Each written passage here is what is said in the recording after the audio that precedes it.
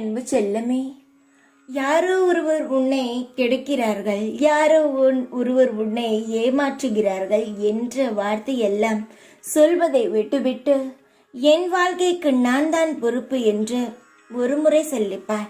உன் வாழ்க்கை எவ்வளவு அழகான பாதையில் செல்கிறது என்று நீயே உணர்வாய். எப்பொழுதும் ஏன் அடுத்தவர்களை குறை கூறிக்கொண்டே இருக்க வேண்டும்? அவர்களை புரிந்து கொள்ளாமல் இருப்பது நம் தப்புதானே.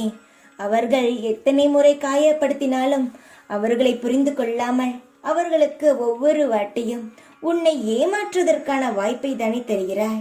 நீ நினைக்கிறாய் அவர்களுக்கு தவறு செய்து விட்டார்கள், அவர்களுக்கு ஒரு வாய்ப்பை கொடுப்போம் என்று. அதுதான் தப்பு. அவர்களுக்கு நீ வாய்ப்பு கொடுக்கிறாய், உன்னை ஏமாற்றுவதற்காக, அவர்களை திருந்துவதற்காக அல்ல. நீ ஒன்றை புரிந்து கொள். உன்னுடைய முயற்சியில் ஜெயிக்க வேண்டும் என்று உன் வாழ்க்கையில் கடுமையாக போராடி கொண்டேதான் இருக்கிறாய். ஆனால் சிலரின் சதி வேலை என்று சொல்லாமல் உன்னுடைய எது வருகிறதோ பார்த்து கொள்ளலாம் என்று நீ நினைக்கும் ஒவ்வொரு எண்ணமும் தான் உன்னை வளர விடாமல் உன்னை கீழே இறங்க வைக்கிறது. எதையும் கண்டு தளர்ந்து நிற்காதே, சோர்ந்து இருக்காதே. வளர்ச்சியில் வீழ்ச்சி என்பது ஒரு நிகழ்ச்சி மட்டும்தான். முயன்றால் எட்டும் உயரத்தில்தான் உன் வெற்றி உள்ளது.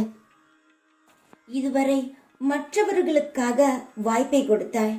இந்த முறை திருந்துவான், அடுத்த முறை திருந்துவான் என்ற உனக்கு நீயே ஒரு வாய்ப்பை கொடுத்துக்கொள். இந்த முறை தோற்றுவிட்டோம், ஆனால் அடுத்த முறை ஜெயித்து விடுவோம் என்ற எண்ணத்தோடு நீ முயற்சி செய்.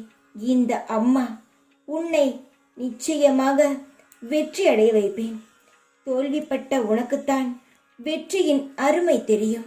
எனவே தன்னம்பிக்கை ஒன்றை மனதில் கொண்டு வெற்றியாக போராடு. இந்த முறை நீ நிச்சயமாகவே ஜெயிப்பாய். உன்னுடைய ஒவ்வொரு நாளும் நான் உருவாக்கியதுதான். அதில் எந்த கஷ்ட நஷ்டங்கள் வந்தாலும் அதில் எனக்கும் பொறுப்புள்ளது, எனக்கும் கவலை உள்ளது.